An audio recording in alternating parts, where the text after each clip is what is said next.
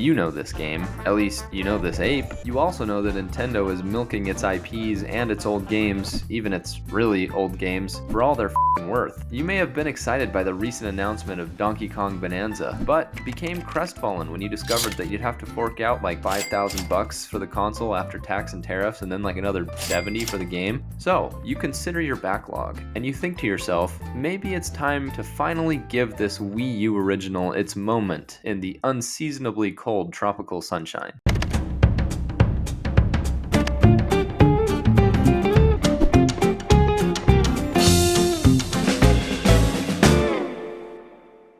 Welcome one and all to the Backlog Gamer, the show where we attempt to answer the question, should you prioritize this game on your backlog? This week we swing in the trees against an icy cold breeze with the Switch re-release of Donkey Kong Country Tropical Freeze. Let's address the elephant in the room. Yes, this is a $60 re-release of a game that came out originally for the Wii U in 2013. In other words, this game is now 12 years old and bastard Nintendo is still trying to charge you full price. If you happen to have a Wii U lying around the house somewhere, you can pick up a pre-owned physical copy of this game for like $10, which you can also maybe do for a physical pre-owned Switch copy if you look hard enough. But unless I'm wrong, before the Wii U shop went the way of the dodo, Tropical Freeze was discounted pretty heavily there too, marking a happy time when Nintendo didn't hate us. But since the Wii U shop did go the way of the dodo, and since Nintendo is apparently run by a pack of money-obsessed super goblins, if you don't want to roll the dice on a pre-owned physical copy, you better cough up that cash, bitch. I'm somewhat ashamed that that's exactly what I did. I coughed up that cash, bitch, like 2 years ago.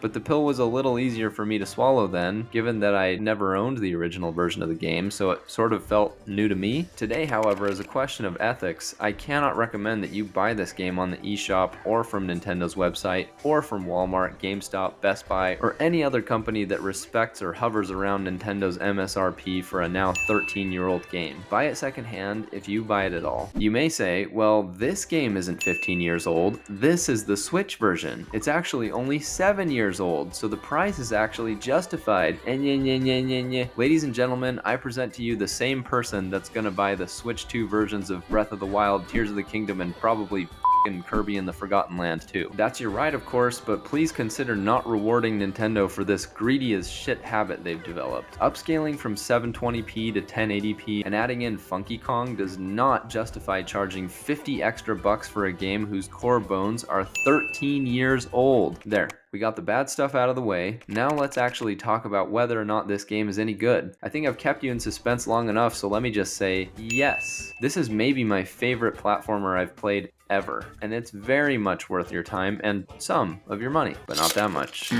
But it still looks really good. Still looks damn good at times, in fact. There's some really nice detail in these maps, and our Simian Savior's animations as he hops, swings, and bops his way through these levels all look and feel pristine. The silhouette levels are jaw-droppingly pretty, and I really wish they would do an entire DKC game in this style, but I digress. The soundtrack is absolutely off the charts good, and the platforming itself is extremely precisely designed. Precisely designed? What does that mean? You may have expected me to say something like tight. The platforming is tight, but it's really not. But that's also not a bad thing. The movement in Hollow Knight is tight. You can change direction very quickly in that game. In Tropical Freeze, that ain't the name of the game, cousin. These levels are based on momentum, and DK simply can't turn on his heels after he's been running in one direction without a little awkwardness. And you may feel annoyed at first that changing direction means DK kicks up a few dust clouds before finally moving left or right like he's in some kind of Looney Tunes episode, but you'll get used to it. Sure, the inertia of our favorite ape means that you'll overshoot the shit out of some jumps or slip into the loving arms of the various gremlins walking around,